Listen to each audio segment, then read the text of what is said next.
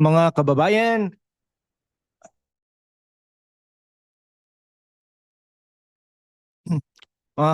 hello welcome back sa hashtag Walk with Lan, kung saan tayo nag-uusap ng Philippine politics, ng walang filter, straight facts, sharp analysis at konting tawa para hindi tayo maiyak sa katotohanan. Ako si hashtag Walk with Lan at ngayon pag-uusapan natin ang isang hot topic na nagpapakita kung gaano kagulo ang power plays sa gobyerno. Si Senador Amy Marcos at ang kanyang comment, sa relief ni General Nicolas Torre III, siguro na karma. Ouch! Is it really a karma or just another episode sa endless telenovela ng Marcos Duterte Alliance? Stay tuned dahil susuriin natin ito step by step. If you are a young Pinoy o OFW na curious sa politics, this is for you. Para maunawaan natin kung bakit importante ito sa future ng bayan, hit that like button na and let's dive in. Una sa lahat, ano ba talaga ang nangyari?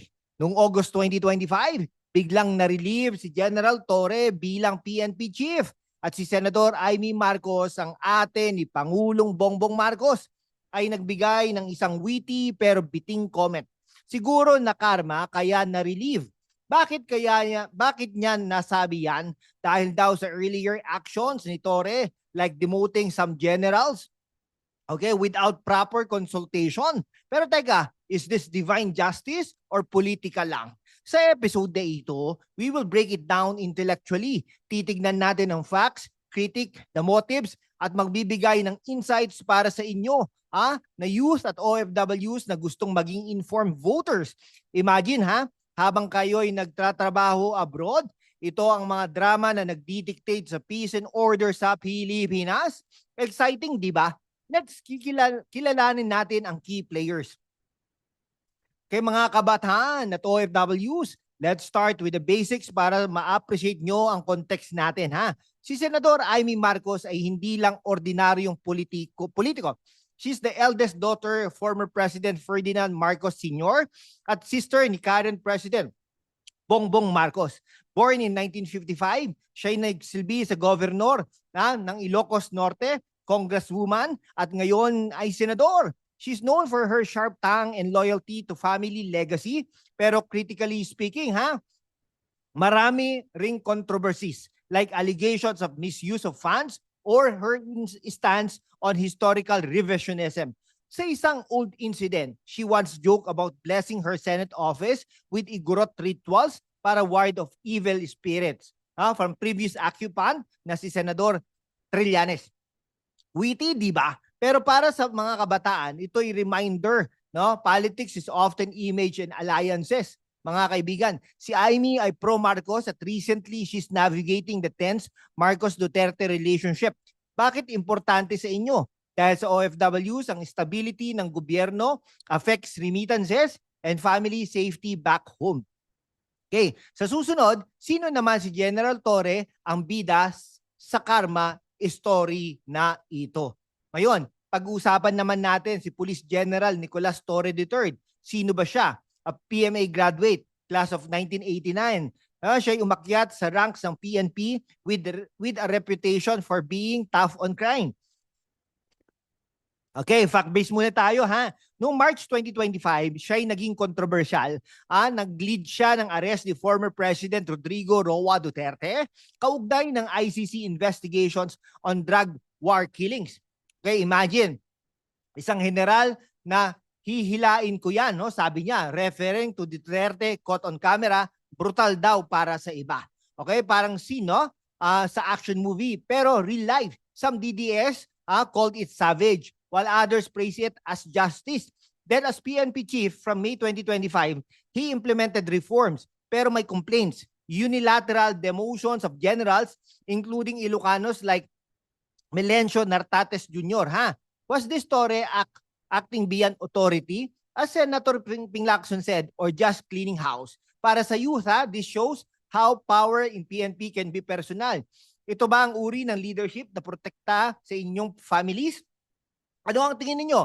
Hero ba si Torre o villain? Next section natin, demotions that started all, mga kaibigan. Dito nagsimula ang drama.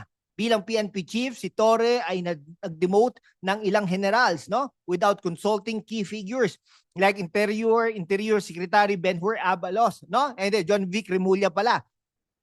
Kabilang dito si Nartates na Ilocano at iba pang from the north. Si Aimee being Ilocana personally warned Torre. Bakit ganun?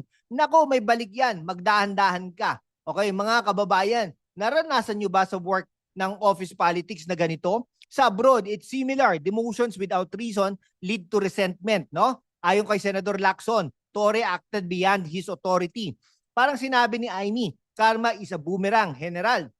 At boom ha, months later, Torre was relieved and Nartates became OIC. Pero critically, is this karma or regionalism in politics?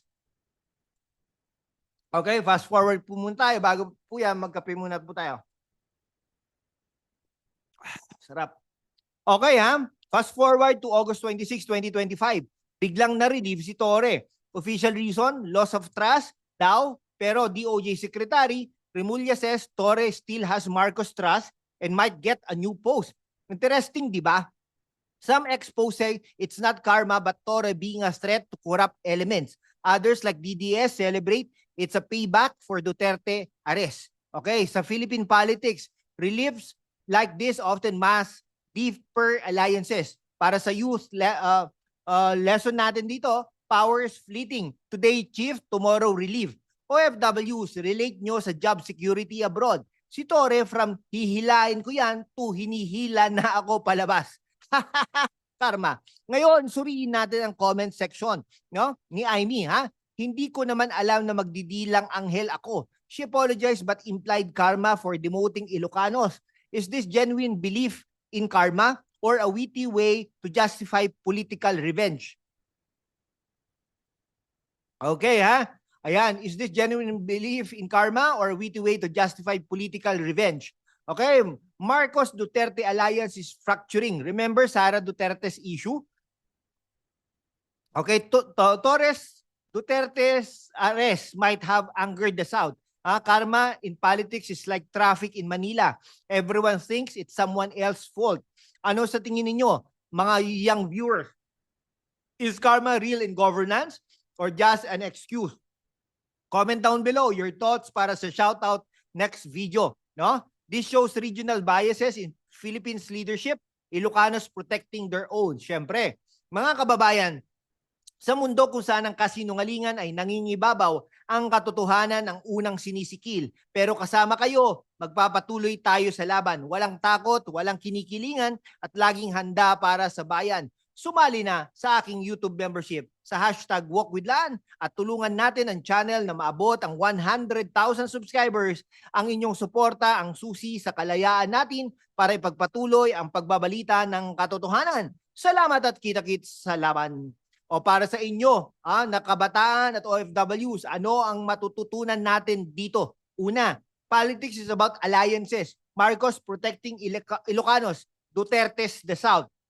We need merit-based leadership, not nepotism or karma excuses. No? Sa 2028 elections, watch for Torres' possible comeback or Aimee's move. No? Kung karma nga, sana next sa corrupt officials. No? OFWs, paano ito nakakaapekto sa inyo? Share stories in comment section. Mga kabataan, vote wisely sa 2028. Your future depends on it. O to wrap it up, ang nakarma comment ni Aimee ay isang window sa chaotic Philippines politics, mix of personal vendettas and power plays. Stay informed mga kababayan dahil ang katotohanan ang sandigan natin. Thanks for watching ha. Subscribe, turn on notifications at share sa friends nyo abroad. Next video natin, more Marcos Duterte tensions. Kita-kits and God bless Pilipinas at mabuhay ang Pilipinas.